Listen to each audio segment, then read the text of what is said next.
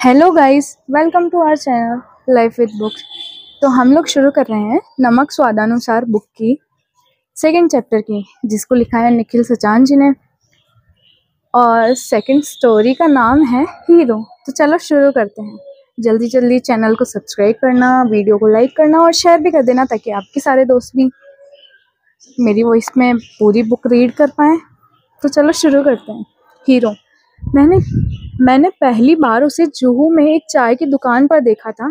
उसके आने से पहले दुकान सिर्फ एक दुकान थी, जिसमें एक बेचने वाला होता है, कुछ खरीदार होते हैं और बिकने के लिए नुमाया कुछ असबाब होते हैं। उसके आते ही दुकान एक जीते जागते सिनेमा घर में तब्दील हो गई। वो इतनी रंगीन हरकतों वाला इंसान था कि मुझे किसी कैलाइडोस्कोप जैसा लगा। इच्छा होती थी कि बस कैलाइडोस्कोप के करीब आओ, अपनी आंखें तिरछी करो, उसके नशे मन में झांको और कुछ देर के लिए दोनों आंखें उसके चूड़ीदार मुहाने पर छोड़ दो। बचपन में जब हमारे मोहल्ले में एक बड़ा आदमी अपने ठेले पर कैलाइडोस्कोप लाता था, तो मुझे उसके अंदर कई बार वो चीज़ें भी दिख जाती थी जो मोहल्ले के और बच्चों को नहीं दिखाई पड़ती थी। एक बार मैंने उसके अंदर एक चिड़िया देखी, जिसका एक पंख 16 रंगों का था और चोंच सतरंगी थी। एक बांसुरी देखी, जिसमें छेद की जगह अलग अलग रंगों की सूरज थी। एक मर्तबा पिसी हुई चूड़ियों का घिसा हुआ चूरन भी देखा। एक बार तो मुझे अपनी दादी का चेहरा भी दिखलाई पड़ा, लेकिन उस दिन सभी बच्चों को पक्का यकीन हो गया कि मैं गप्पी गपोड़ हूँ, क्योंकि उनके हिसाब से उसमें चिड़िया, बांसुरी, सूरज और चूड़ियाँ हो ही नहीं सकती थी। और दादी तो बिल्कुल नहीं हो सकती थी, क्योंकि दादी तो कब की मर चुकी थी। उस दिन से मैंने भी उन्हें सब कुछ कहना बताना बंद कर दिया। कुछ कुछ बता देता था, बाकी का छुपा लेता था। हाँ, तो उस दिन जब वो चाय की दुकान पर आया, तो मुझे बचपन की इसी घटना की याद आई। हालांकि दुकान पर बैठे बाकी लोगों से मैंने वो सब नहीं कहा जो मैं उसके अंदर झांक कर देख पा रहा था। अगर कोई पूछता तो उनकी बात से इत्तेफाक रखते हुए मैं बस इतना कह देता कि हाँ भाई, इंसानों जैसा कोई इंसान आ गया है। वह चाय का कप पकड़कर खड़ा हुआ था। जिस हाथ में चाय का कप था वो हवा में था। दूसरे हाथ की मुट्ठी कमर की हड्डी पर टिकी हुई थी। एक पाँव का पंजा दूसरे से थोड़ा आगे निकला हुआ था और शरीर के ऊपर का हिस्सा उसके नीचे के हिस्से पर 90 डिग्री से थोड़े कम के एंगल पर झुका हुआ था। खड़े होने के पोस्चर और कप पकड़ने के अंदाज से एक बार की तो ऐसा लगा कि गोया खुद अमिताभ बच्चन बैठे हुए हैं। हो सके तो यह बात किसी को बताइएगा नहीं। ए झंडू, आज बिना पैसे दिए जाने की सोचियो भी मत, नहीं तो सारी हीरोगिरी निकाल देगा तेरी, चाय वाले ने कहा। उसने चाय वाले की तरफ ध्यान नहीं दिया। वो मेरी ओर मुड़ा और बोला, साला हर आदमी सिर्फ सेंटर के किरदार को ही पहचानता है, साइड के किरदार की तो कोई इज्जत ही नहीं करता। मुझे नहीं पता था कि उसने सारे लोगों में से बातचीत के लिए मुझे ही क्यों उठाया, इसलिए थोड़ी सी हैरानगी से मैंने कहा, जी मैं आपकी बात समझा नहीं। वो बोला, अरे तुम क्या भैया, अभी तो कोई भी नहीं समझ पा रहा है, स्ट्रगलर है ना हम। लेकिन एक बात ये भी जान लो कि भैया, एक दिन कोनो रोक नहीं पाएगा हमको। यहाँ बम्बई में बस पहला ब्रेक मिलने भर की देर होती है। बच्चन जी जब यहाँ आए रहे होंगे न, तो लोग एकदम में टोपा समझ के टहलाए रहे होंगे उनको बहुत दिन। ससुर लंबा है, तिरछा है, टेढ़ा है, ऐसा बोलते थे लोग। मालूम है, मृणाल सेन की फिल्म में खाली आवाज दिए थे सन 69 में, लेकिन उसके बाद रुके नहीं। दीवार, शोले, त्रिशूल, जंजीर, अभिमान, नमक हराम, सबकी सब एक नंबर की फिल्म, दनादन टिप टॉप। बस पहला ब्रेक मिलने की देर होती है भैया, पहला ब्रेक। मतलब माया नगरी के स्ट्रगलर हो। मैंने कहा, स्ट्रगलर मत कहो बे, टीपू सर कहो। हमारे दोस्त लोग हमको इसी नाम से बुलाते हैं। नए लड़कों में हमारी बहुत इज्जत है। उसने कहा, अभी आप ही ने तो कहा था स्ट्रगलर। हाँ, तो यूं ही कह दिए होंगे, कहने से क्या होता है। ऐसा नहीं है कि हम कोई नए लौंडे हों, काम बहुत किए हैं फिल्मों में, बस वो कभी मेन वाला रोल नहीं किए ना। कोनो हीरोइन को हाफ पैंट पहन के नचाई नहीं ना। शीला की जवानी करे मनमानी, इसलिए नोटिस नहीं किए गए। वो फिल्म याद है आपको मैं प्रेम की दीवानी हूँ। हाँ याद है, मैंने कहा। हाँ तो उसमें एक सीन रहता है। ऐसा कहते कहते वो 100 किलो का उत्साह अपनी छाती में खींचकर खड़ा हो गया। घूम घूम कर पूरा scene Friday first day show जैसे सुनाने लगा। उस सीन में करीना कपूर साइकिल से ऐसे जा रही होती है, वे जूजू वे, और उनके रास्ते में अचानक से एक लौंडा आ जाता है, फिश। करीना साइकिल संभाल नहीं पाती, चौंक जाती है एकदम, और उस लौंडे को टक्कर मार देती है, फटेक। और वो लौंडा दूर फेंका जाता है। हाय मोरी मई दैया मर गए, हाय अम्मा जान निकल गई, चिल्लाते हुए। जानते हैं वो लड़का कौन था? कौन था? अरे वो लड़का हम थे रे बांगड़ू। करीना खुद हमको शाबाशी भी दी थी, और साथ में सॉरी और पीले रंग का रुमाल भी। इस तरह के छोटे मोटे रोल हमने 40-50 फिल्मों में किए हैं। जो लोग अभी तक चाय की दुकान पर इधर उधर बैठे हुए थे, वो अब खड़े हो गए। उन सबके एक हाथ में चाय का प्याला था और दूसरे हाथ की मुट्ठी कमर की हड्डी पर टिकी हुई थी। उसमें से कुछ लोग हैरान थे और कुछ लोग चिढ़ से गए थे। सवालों की बौछार शुरू हो गए। कायरे बेवकूफ बनाने को साला हम ही लोग मिला है तुमको।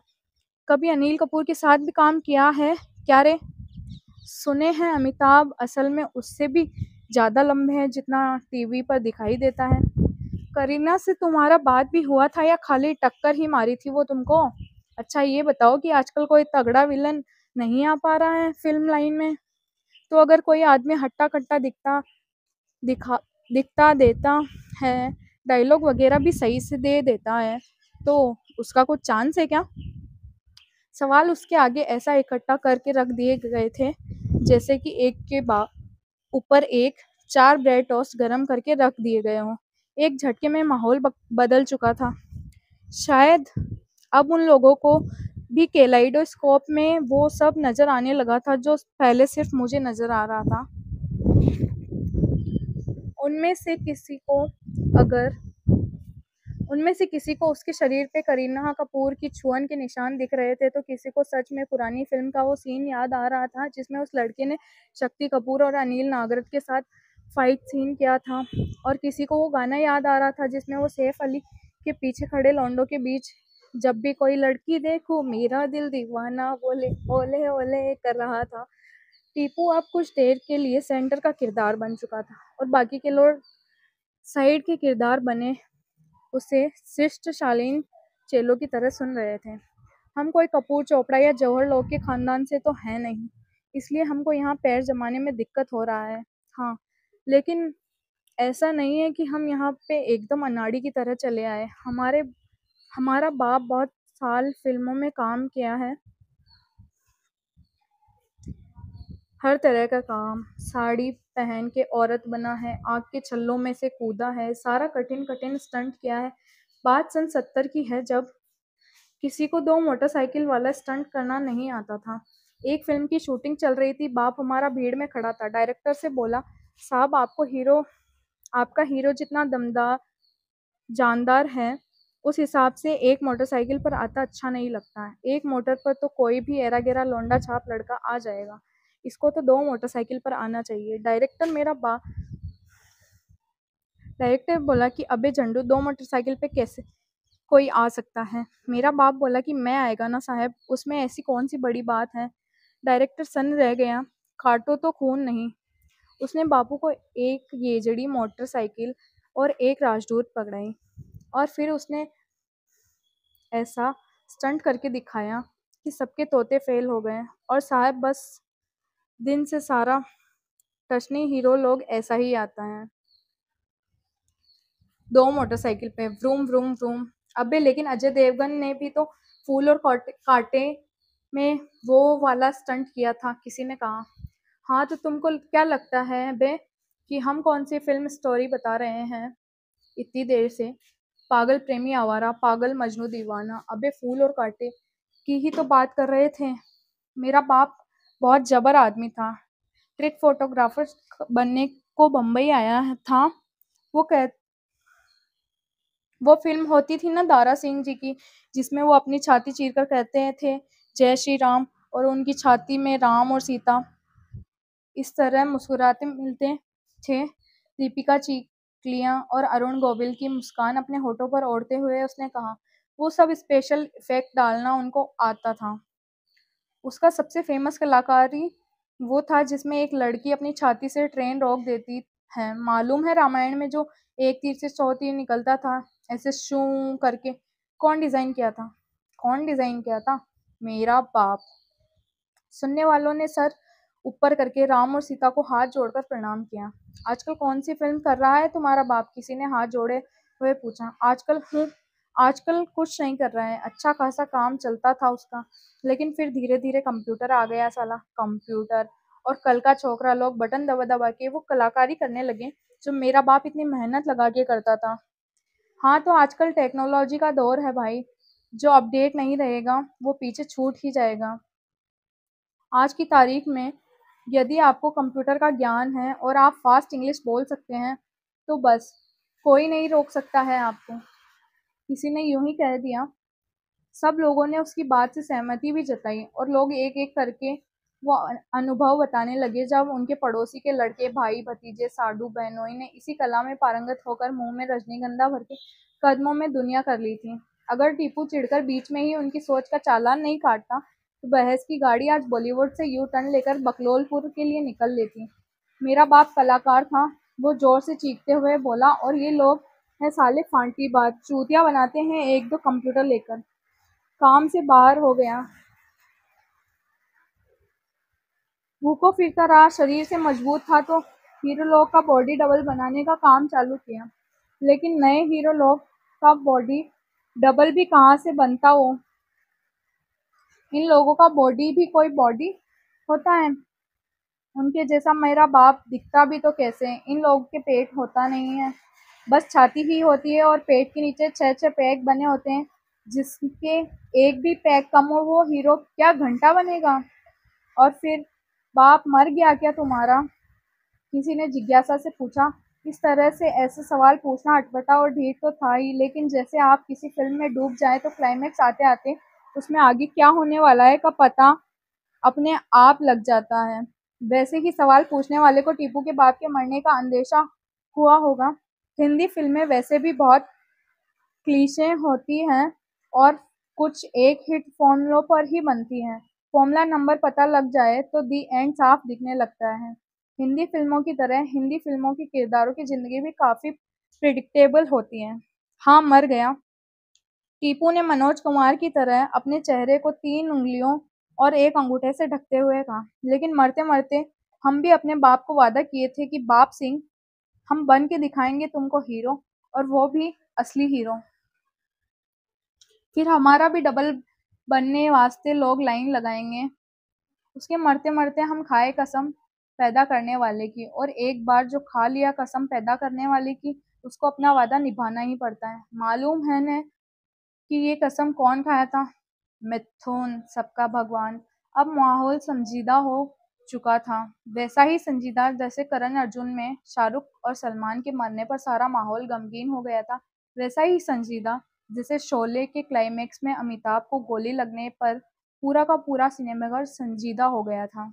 हीरो लगभग उतना ही दुखी नजर आ रहा था जितना मदर इंडिया में सुनील दत्त को गोली से उड़ा देने पर नरगिस नजर आ रही थी, और उतना ही टूटा हुआ लग रहा था जितना आनंद में राजेश खन्ना की मौत पर अमिताभ बच्चन लग रहा था। इसी बीच चाय की दुकान पर एक नया कस्टमर आया और उसने एक बन बटर मलाई ऑर्डर किया। उसकी आमद से हीरो ट्रांस की स्थिति से वापस निकला और उसे जल्दी ही महसूस हुआ कि वो बेकार की ट्रेजेडी मोड में भटक गया था, और अचानक ही कोई क्लाइमेक्स के बीचों बीच पॉपकॉर्न उठाने निकल लिया। उसने बेइज्जत सा महसूस हुआ और खुद को संभालते हुए उसने इधर उधर देखा तो अब तक लगभग 15 से 17 लोगों की भीड़ चाय की दुकान पर जमा हो चुकी थी। जो लोग पहले से आए हुए थे वो अभी तक उठे नहीं थे, और जो लोग नए नए आए थे वो भी काफी कुछ वैसे क्लूलेस नजर आ रहे थे जितना इंटरवल के बाद फिल्म में आने वाले लोग होते हैं। दुकान पर मेरे बाजू में बैठे एक अधेड़ उम्र के इंसान ने हीरो के मोनोलॉग से चिढ़ते हुए कहा, हर साल यहाँ हजारों लोग बस सूटकेस और मुंह उठाकर बम्बई चले आते हैं। ज्यादातर ये वही लोग होते हैं जो अगर बचपन में पढ़ लिख लिए होते तो आज इधर आने की जरूरत नहीं पड़ती। लोग सिर्फ ऋतिक रोशन को याद रखते हैं कि उसने धूम में कैसे डांस किया, किसी को घंटा याद नहीं कि उसके पीछे कितने और कौन लड़के नाच रहे थे। वो सैकड़ों फिल्मों में हर हीरो के पीछे आकर डांस करते हैं और उन्हें फिर भी कोई पहचान नहीं पाता। अभी भी वक्त है बेटा, कुछ काम धाम करो, धंधा डाल लो, पाव भाजी की गाड़ी लगा लो। जिसमें टैलेंट होता है उसका नाम एक आध साल में बन ही जाता है। हीरो उसकी बात पर हैरान नहीं हुआ। हीरो ने ऐसी बातें सैकड़ों या शायद हजारों बार सुनी होगी। इंसानी कान एक ऐसे दरबान की तरह होता है जो हैसियत, औकात और मौके के हिसाब से सिर्फ चुनिंदा लोगों को अंदर आने की इजाजत देता है और हर एक गैर जरूरी, गैर मामूली को दरवाजा भेड़ कर रुखसत फरमाता है। भीड़ में बैठे इस दार्शनिक की बात को हल्की सी मुस्कुराहट और चेहरे की चमक से लताड़ते हुए हीरो राजकुमार के अंदाज में बोला, हमारे दोस्त कहते हैं कि हम एक्टिंग बहुत जबरदस्त जबर करते हैं, लेकिन तुम ऐसे तो मानोगे नहीं। हीरो खड़ा हो गया। तंबू तन चुका था, टिकट बंटने लगे थे। हीरो ने कुछ एक सेकंड के लिए आंखें बंद की, चेहरे को 4 अंगुल आसमान की ओर उठाकर कुछ बुदबुदाया और गहरी सांस ली। शो शुरू हो गया। शो कुछ ऐसा था कि हीरो यूं ही एक फिल्म का नाम लेता और उसका कोई यादगार सीन हूबहू कर दिखाने की कोशिश करता। फिल्म का नाम लावारिश। हीरो अमिताभ बच्चन। अपन वो कुत्ते की दुम है जो 12 बरस नल्ली के अंदर डाल के छोड़ दो तो नल्ली टेढ़ी हो जाती है। अपना सीधा नहीं होता है, अपन सीधा नहीं होता है। हीरो अमिताभ के अंदाज में मुस्कुराया, दाहिने बैठे लोगों को देखा, बाएं बैठे लोगों को देखा और तनिक देर के पॉज के बाद उसने वापस अपनी आंखें बंद कर ली। फिल्म का नाम गाइड। हीरो देवानंद। सवाल ये नहीं कि पानी बरसेगा या नहीं, सवाल ये है कि मैं जीऊंगा या मरूंगा। सवाल ये है कि दुनिया बनाने वाला, चलाने वाला कोई है या नहीं। अगर नहीं तो परवाह नहीं कि जिंदगी रहे या मौत आए। एक अंधी दुनिया में एक अंधे की तरह जीने की कोई परवाह नहीं। और अगर है तो देखना यह है कि वो अपने मजबूर बंदों की सुनता है या नहीं। इस बार हीरो ने न दाहिने बैठे लोगों को देखा और न ही बाएं बैठे लोगों को। बस तनिक देर के पोज और गहरी सांस के बाद उसने वापस अपनी आंख बंद कर ली। फिल्म का नाम दामिनी। हीरो सनी देओल। तारीख पे तारीख पे तारीख पे तारीख पे तारीख मिलती रही है जज साहब, लेकिन इंसाफ नहीं मिला मिलोड। मिली है तो बस तारीख। अच्छा, आप लोग को लग रहा होगा कि मैं बस क्लासिक ही कर पाता हूँ, कंटेम्पररी भी करता हूँ। ये लीजिए फिल्म गुलाल रनसा। आवारागर्दी भी करता हूँ, लौंडियाबाजी भी करता हूँ, और यदि कोई चूतियापा करता है तो उसको धर भी देता हूँ। गन है मेरे पास, छर्रा घुसेड़ देता हूँ अंदर। हा हा हा। पूरी तैयारी से आया हूँ साहब, यहाँ से खाली हाथ वापस नहीं जाऊंगा और न ही अपने बाप की तरह भूखों मरकर। बस पहला ब्रेक मिलने भर की देरी होती है साहब, पहला ब्रेक। और आज हम वो पाकर रहेंगे। मालूम है आज पृथ्वी थिएटर में कौन आ रहा है हमारा प्ले देखने के लिए? अनुराग कश्यप, दिवाकर बनर्जी, इम्तियाज अली और फिल्म इंडस्ट्री का और भी बहुत सारा आला डायरेक्टर लोग। प्ले एक एक्टर के बारे में है जो यहाँ पे दर बतर भटक भटक कर थक चुका है, फ्रस्ट्रेट हो चुका है, सरेंडर कर देता है साला, क्योंकि उसकी कला को कोई समझना ही नहीं चाहता। वो बहुत कोशिश करके देखता है लेकिन साली ये बम्बई उसको जमती ही नहीं और क्लाइमेक्स के सीन में वो जहर खा लेता है। जमीन पे लौटते लौटते 2 मिनट में उसकी मौत हो जाती है। माँ कसम, आज जान डाल देंगे रोल में, और अगर जान डाल नहीं पाए तो जान निकाल जरूर देंगे। ये देख रहे हैं जहर की शीशी, ऐसा ओरिजिनल काम करेंगे कि फट लेगी उन सबकी कसम पैदा करने वाले की। क्या है शीशी में? किसी ने पूछा। पुदीना हरा लग रहा है, किसी और ने कहा। पुदीना हरा ही समझ लो, हीरो ने कहा, और वो शीशी को मुट्ठी में भरकर चाय की दुकान से चला गया। जब वो जा रहा था जहर की शीशी उसके हाथ में ऐसे लग रही थी कि किसी छोटे बच्चे की मुट्ठी में रोटी लगती हो। हीरो के जाने के बाद चाय की दुकान वापस चाय की दुकान हो गई, लोग वापस से लोग हो गए, सामान वापस से सामान हो गया, बातें शुरू हो गई। एक ने कहा कि इतने घटिया उसने इतनी घटिया मिमिक्री अपनी पूरी जिंदगी में आज तक नहीं देखी। दूसरे ने कहा कि देवानंद की मिमिक्री वाले पार्ट में तो उसकी हंसी छूटने वाली थी लेकिन वो हंसा नहीं। तीसरे ने कहा कि इनके जैसे 50 चूतिए हर घंटे बॉम्बे सेंट्रल पर उतरते हैं और 100 यहाँ से वापस निकल लेते हैं। उसके बाद इस बात पर बहस शुरू हो गई कि उसके हाथ में सही में जहर था या फिर पुदीन हरा। चाय वाले ने कहा कि ये लड़का बड़का बुकरात है, पहले भी एक बार कह रहा था कि मेरी जंग में जहर खाने वाले सीन में अनिल कपूर ने सही में जहर खाकर शॉट दिया था और शूटिंग के बीच में ही उसे असल में अस्पताल ले जाना पड़ा था। सुभाष घई ने लाख मना किया कि अनिल भाई, इस सीन में ओरिजिनलिटी लाने के लिए जहर खाने की कोई ज़रूरत नहीं है, लेकिन अनिल कपूर ने इंसिस्ट किया कि घई साहब, शॉट बस 2 मिनट में ओके हो जाएगा और उसके बाद मुझे तुरंत अस्पताल ले जाया जाए। और वैसे भी फिल्म की असल कहानी में भी अरुण वर्मा के साथ कोर्ट रूम सीन में भी यही हो रहा था। घई साहब को अनिल कपूर की बात माननी ही पड़ गई और अनिल कपूर ने न सिर्फ जोरदार शॉट दिया बल्कि मेरी जंग सुपर हिट भी हो गई। पांचवें ने बस इतना कहा, घंटा। डिस्कशन मुकम्मल होकर अपने मुकाम पर पहुंच चुका था। लोग चाय वाले को पैसा देकर अपने अपने रास्ते, अपने अपने काम पर निकल लिए। मैं अभी तक हीरो की कई बात में उलझा हुआ था। साला हर आदमी सिर्फ सेंटर के किरदार को ही पहचानता है, साइड के किरदार की तो कोई इज्जत ही नहीं करता। ठीक ही तो कह रहा था वो। ये फिल्म इंडस्ट्री और हमारी ज़िंदगी दोनों एक सी तो है। दोनों में हम लोग सेंटर में आने के लिए तरसते रहते हैं, लाइमलाइट में आने के लिए। सईद के किरदार को कोई नोटिस भी नहीं करता। शर्मा जी इस बात से परेशान रहते हैं कि वर्मा जी का लौंडा फर्स्ट आ गया और उनका लड़का एग्जाम में सेकंड ही रह गया। उनकी लड़की की शादी एक अच्छे घर में तो हो गई, लेकिन पड़ोसी की लड़की की शादी जमींदारों के खानदान में हो गई है। और अब उन लोगों को मोहल्ले में कोई पानी भी नहीं पूछता। हर जगह सिर्फ सेंटर के किरदारों को ही देखा जाता है। सेंटर पर रहने वाले के 100 गुनाह माफ होते हैं। याद है जब सिलसिला में अमिताभ बच्चन जया को धोखा देकर रेखा के पास चला जाता है, और वो भी जब जया के पेट में अमिताभ का बच्चन होता है। उधर रेखा भी संजीव कुमार को छोड़कर बच्चन के पास आ जाती है। सारे लोग फिल्म देखकर यही सोच रहे होते हैं कि काश रेखा को उसका प्यार मिल जाए और अमिताभ को रेखा। जरूर कोई वजह रही होगी कि वो ऐसी हालत में जया को छोड़कर आ रहा है। वजह है प्यार, और प्यार में सब जायज़ होता है। असल ज़िंदगी में हमारी लड़की ऐसा करती है तो हम चाकू, कुल्हाड़ी, बल्लम, हंसिया लेकर उसका सर काट डालते हैं, लेकिन अमिताभ को 100 गाली माफ़ है। क्यों? क्योंकि अमिताभ है सेंटर का किरदार और हम हैं साइड के किरदार। हीरो आज सेंटर का किरदार बनने निकल गया था। मुझे उसकी बात से ज़्यादा ये बात अंदर तक कचोट रही थी कि आज वो प्ले के आखिरी सीन में क्या करेगा। क्या वो वही करेगा जो मेरी जंग में अरुण वर्मा, अनिल कपूर ने किया था? पता नहीं। मैं कुछ दिन तक अखबार नहीं पढ़ पाऊंगा, नहीं मैं वापस इस चाय की दुकान पर दोबारा कभी आ सकूंगा, क्योंकि मैं ये बिल्कुल नहीं जानना चाहता कि उस दिन हीरो के साथ क्या हुआ था। या फिर ये भी हो सकता है कि मैं हमेशा की तरह केलाइडोस्कोप में वो सब देखने की कोशिश कर रहा हूँ जो उसमें था ही नहीं।